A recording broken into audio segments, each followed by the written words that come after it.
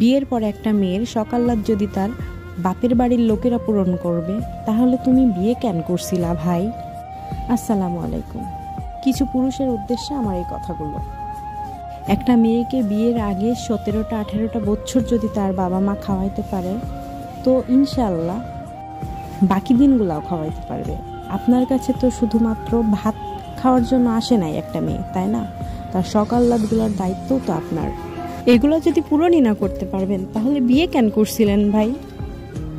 কোনো কিছুর কথা বললেই বলবেন যে না, তুই কি তোর মার বাড়ি থেকে নিয়ে এইগুলো শখ পূরণ করিস? কিন্তু দেখেন, হিসাব করতে গেলে মেয়েরা সেটাই করে। আপনার যদি সামর্থ্য না থাকে, আপনি সেটা বলতে পারেন। কথায় কথায় মার বাড়ি নিয়ে খোঁটা দেওয়া, এটা কোনো পুরুষত্ব বলে না। 99% মেয়েরা এখন এই অত্যাচারের সম্মুখীন, শুধুমাত্র আপনাদের মতো কিছু পুরুষের জন্য।